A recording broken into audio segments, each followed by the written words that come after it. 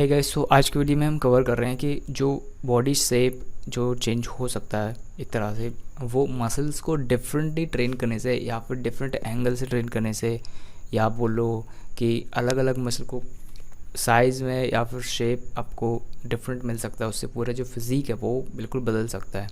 तो वो कैसे, देखिए मैंने कुछ यहाँ पे फ़ोटोज़ वगैरह पिक करी हैं जो कि पुराने एथलीट्स वगैरह हैं, कुछ उनके कुछ नए हैं। तो सभी के में बॉडी में थोड़ा सा डिफरेंस है बिकॉज ऑफ ट्रेनिंग मेथड। ठीक है, पहले कौन सी मशीनरी यूज़ होती थी, कौन से टाइप की एक्सरसाइजेस होती थी, और अभी कौन से चल रहे हैं। कुछ मिड एरा के हैं। ठीक है, तो अभी सबसे पहले देख लेते हैं अभी आर्नोल्ड के, क्योंकि आर्नोल्ड के टाइम में एक और है माइक मैंसर करके। तो इनका जो फिज़िक है वो आप देख सकते हो। इनका मेनली जो किसी किसी का देखिए जेनेटिकली कोई मसल में ज़्यादा आपको बेटरमेंट मिलेगा।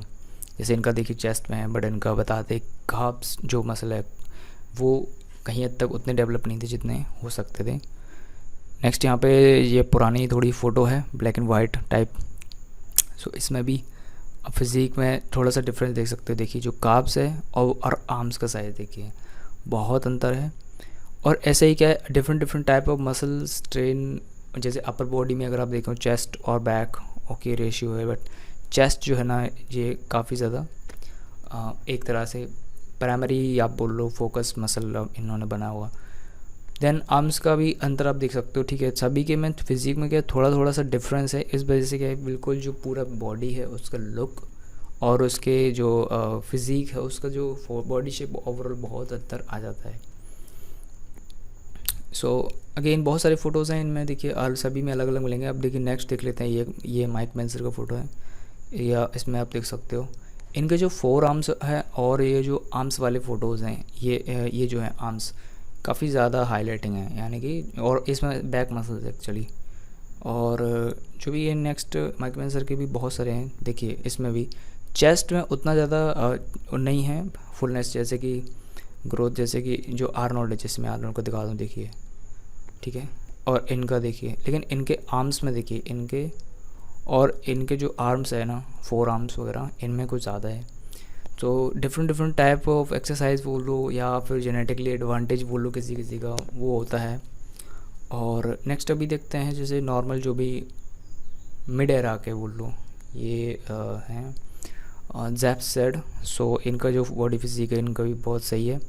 और ये इसमें देखिए इनका भी मेन चेस्ट एंड शोल्डर्स बहुत जो है मेन प्राइमरी लगता है।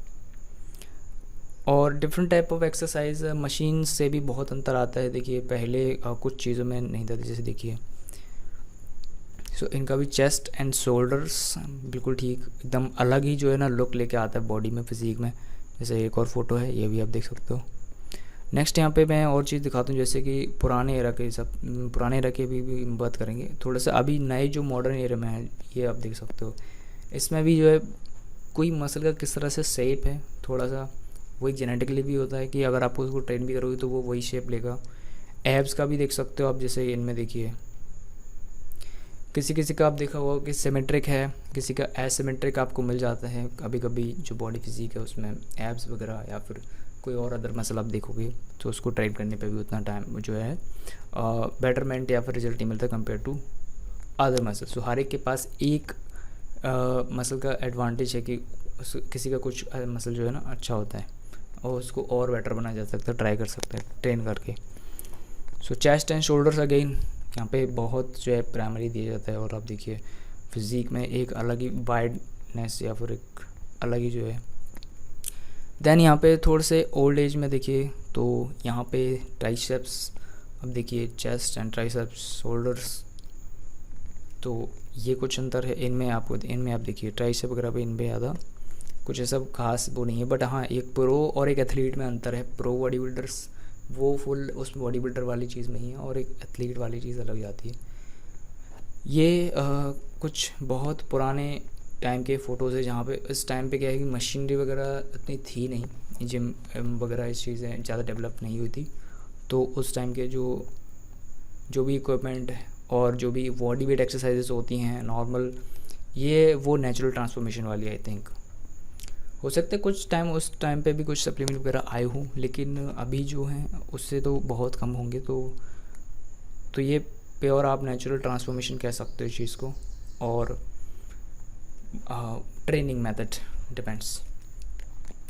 नेक्स्ट ये भी एक मिड एरा के आप देख सकते हो, तो यहाँ पे ट्राइसेप्स, चेस्ट एंड जो है जिस मैंने कहा किसी किसी का जेनेटिकली वो चीज़ ज़्यादा बेटर होता है, किसी किसी का आप देखिए प्राइमरी फोकस उस चीज़ को बना लेते हैं, और किसी किसी को ऐसे पता लग जाता है कि कौन सी चीज़ पे वो ज़्यादा बेटर कर सकते हैं, तो फिर वो उसी चीज़ को और ज़्यादा बेटर बनाते हैं बिकॉज ऑफ जेनेटिक एडवांटेज। किसी किसी को अगर देखिए किसी का कोई मसल ज़्यादा बेटर है तो बेटर यही रहेगा कि आप उस पर और ज़्यादा फोकस करोगे, आप उसको इतना इन्हेंस कर सकते हो कि कंपेरेटिवली लोगों के वो बेटर आपका ही बेटर लगे, किसी और का नहीं लगा, मतलब कंपेरेटिवली पैसे का है। तो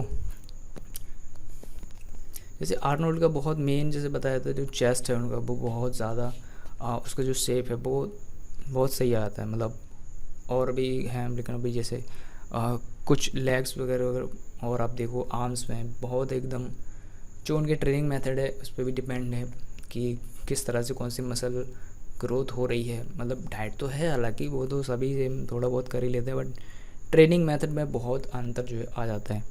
सो इसी तरह से अगर आप देखिए जिम में या फिर आप बॉडी वेट एक्सरसाइज भी करते हैं, कभी भी किसी मसल को एक डिफरेंट एंगल से या फिर डिफरेंट मशीन से आप ट्रेन करते हैं या फिर डिफरेंट एक्सरसाइज यूज़ करते हैं, आप भी बहुत जो भी बेसिक एक्सरसाइज हैं, बेसिक एक्सरसाइज लगभग सभी को मालूम है। बेसिक यानी कि जो सभी लोग करते हैं एक तरह से वो एक बेसिक मानी जाती है। अभी देखिए जैसे कोई सक्सेसफुल है तो अगर आप वही चीज़ अगर आप देखोगे तो सक्सेसफुल आज के टाइम में वही है जिसको जो बिल्कुल बहुत अलग जाके फील्ड करा। अगर सभी वही चीज़ कॉमन कर रहे हैं तो वो एक बेसिक में जाती है। तो एक जो भी एक नॉर्मल रूटीन होता है डे का या फिर वो उसको आप चेंजेस कर सकते हो। प्लस इसमें एक कोई एक मसल है उसके आप डिफरेंट एक्सरसाइजेज भी ट्राई करिए, नई एक्सरसाइजेस, तो उससे आप का जो मसल है वो आप उसी सेम मसल को, जैसे शोल्डर है, शोल्डर को भी आप डिफरेंट एंगल से साइड से ज़्यादा ट्रेन करोगे या फिर रियर वाला कैसे क्या ट्रेन करोगे, फ्रंट है, तो इससे डिपेंड करता है। इससे बहुत जो फिज़िक में आपको डिफरेंस देखने को मिलेगा, अंतर। और ऐसे ही अगर आप अपने आप को पहचान पाते हो कि आपको कौन सी मसल पे ज़्यादा फोकस करना चाहिए, कौन सी मसल आपकी ज़्यादा बेटर ग्रो करती है, तो आपको उस चीज़ का और ज़्यादा एडवांटेज मिल सकता है। जो कि पुराने जो भी और हिस्ट्री में बॉडी बिल्डर्स रह रहे हैं या फिर एथलीट वगैरह हैं वो समझ पाते हैं। तो हर एक का एक अपना रहता है और समझना अपने को ही रहता है, क्योंकि सभी अपने आप को ज़्यादा बेटर जानते हैं कंपेयर टू अदर्स। तो सबसे पहले आपको आप जो भी एक्सरसाइज रूटीन है या डाइट वाला है तो वो आपको चेंज थोड़ा बहुत भी करेंगे तो उसमें भी आता है। बिकॉज एक टाइम के बाद अगर आप सेम मसल को वही सेम एक्सरसाइज भी करवाओगे और डाइट भी कहीं हद तक चेंज करते रहोगे या फिर सेम है तो ना उतना डिफरेंस अंतर आपको नहीं मिलेगा। पर जैसे मैंने अभी जिम कर रहा है, मतलब थोड़ा मुझे लगा कि कुछ एक्सरसाइजेज है जो कि घर पे कर सकता हूँ, बट कंपेरेटिवली अगर मैं वो एक्सरसाइजेस करूँ जो कि मैं घर पे नहीं कर सकता तो वो एक्सरसाइज मशीन के थ्रू हो सकती है। तो जो मशीन से जो भी मैंने जो नए एक्सरसाइजेस ट्राई किए वो एक्चुअल में थोड़ा सा डिफरेंट एंगल से मसल को हिट करते हैं, ठीक है। सो लेट से मैंने अगर कल या परसों की बात से, हाँ कल मैं नहीं गया था, परसों लेग्स ट्रेन कर देते, तो लेग्स में क्या है स्क्वाट्स वगैरह आप नॉर्मल लगा सकते हो, बट जो लेग एक्सटेंशन वाली मशीन है वो मैंने ज़्यादा यूज़ नहीं करता, तो वो मैंने कल हिट करा। बट उससे मुझे लगा कि जो भी स्क्वाट में मसल ट्रेन होते हैं और जो लेग एक्सटेंशन में होते हैं, लेग प्रेस में जो ट्रेन होते हैं, वो थोड़े से अलग एंगल को मसल के उसी मसल के थोड़े से दूसरे एंगल को दूसरे साइड को हिट करता है। उससे एक डिफरेंट एंगल का भी आप उसको कवर कर पाते हो, कवर अप पूरा जो मसल है वो एक तरह से ट्रेन होता है। अब जैसे देखिए चेस्ट प्रेस की बात करें, चेस्ट प्रेस में क्या है कि तीनों बेंचेस हैं, इंक्लाइन, डिक्लाइन और फ्लैट बेंच। उसके साथ में आप मशीन्स वगैरह भी कभी दूसरे वीक में आपने मशीन ट्राई किया, मशीन में भी सेम चीज़ मिल जाती, लेकिन थोड़ा वेट और उसमें जो क्या बोलते हैं जो एक कॉन्ट्रैक्शन लेवल है ना उसमें अंतर आता है। अगर सेम फ्लैट बेंच पे भी आप वही मशीन सेम यूज़ करें लेकिन फिर भी उसमें अंतर आ जाता है। जो बेंच में आप लगाओगे तो उसमें अदर मसल भी इन्वॉल्व हो जाते हैं कुछ थोड़ा सा। मशीन में ज़्यादातर आइसोलेशन मूवमेंट ज़्यादा ट्रिगर होती है। और मशीन में क्या है कि कुछ ऐसे एक्सरसाइजेज है जो कि अगर आप नॉर्मली लगाओगे तो वो अनसेफ़ है, लेकिन मशीन में वो थोड़ा सा सेफ़ हो जाता है जॉइंट्स को बचाने के लिए। जॉइंट्स पे आपका ज़्यादा प्रेशर नहीं जाएगा। अगर आपको जैसे जॉइंट प्रॉब्लम है जैसे शोल्डर वगैरह थोड़ा सा भी, तो कोशिश करिएगा अगर मशीन से ट्रेन कर सकते हो उसी सेम मसल्स को तो बहुत बढ़िया रहेगा। तो ऐसे क्या है कि अगर आप और डिफरेंट मसल को भी ट्रिगर कर रहे हो, पहला। दूसरा, आप थोड़ा सा सेफ जोन में हो, बिकॉज मशीनरी इसीलिए भी बनाई गई इस चीज़ पे ऊपर भी मैं कभी और चीज़ में बताऊंगा डिटेल में कुछ कि क्यों क्या इसका इतिहास रहा, मशीनरी क्यों बनाई गई जिम में एक्सरसाइज करने के लिए। थोड़ा सा ब्रीफ में यही है कि जो आप नॉर्मल एक्सरसाइज करो, कंपाउंड एक्सरसाइज में कभी कभी क्या होता है, आपको कल एक्सरसाइज करना है तो उसमें आपको एनर्जी चाहिए, या फिर रिकवरी जो है इसमें टाइम लगेगा, या फिर आप ज़्यादा हार्ड ट्रेन करना चाहते हैं, एक मसल को टारगेट करना चाह रहे हैं और आपको सभी को ट्रेन नहीं करना है, तो आप वो कंपाउंड मूवमेंट वाली एक्सरसाइजेस नहीं करके मशीन में करोगे, ताकि मशीन में उसी एक पर्टिकुलर मसल को एक हिट कर सकते हो। तो ये एक चीज़ है, इस वजह से भी मशीन। और दूसरा, एनर्जी एफिशिएंट है ये, यानी कि आप कहिए जैसे कि शोल्डर की एक एक्सरसाइज कोई भी, तो शोल्डर में होता है कि मतलब थोड़ा उसमें वेट अलग मसल्स पे ज़्यादा है, या फिर लेग्स में भी होता है ऐसा। सो मशीन में क्या है कि थोड़ा सा वो एक्स्ट्रा जो कंट्रोलिंग वाला जो फैक्टर है वो कम हो जाता है, आपको वेट कंट्रोल नहीं करना पड़ता, बिकॉज कंट्रोल का काम मशीन पे हो गया, आपको सिर्फ वैसे पुश करना है, ठीक है। सो ये कुछ ऐसे अंतर आ जाता है, उस वजह से भी जो है मसल को आप किस तरह ट्रेन कर रहे हो, डिफरेंट एंगल है, वेट्स में कॉन्ट्रैक्शन वो आ जाता है थोड़ा सा। और ऐसा भी है जैसे कि डिफरेंट एंगल से ट्रेन करने से, जैसे ट्राइसेप वगैरह की एक्सरसाइज हैं कुछ ऐसी जिनको आप अगर नॉर्मल करोगे और फिर एंगल थोड़ा सा चेंज करोगे तो उसमें मसल कॉन्ट्रैक्शन में थोड़ा सा अंतर आ जाता है, जो कि मसल ग्रोथ को और ज़्यादा बढ़ाने में मदद कर सकता है।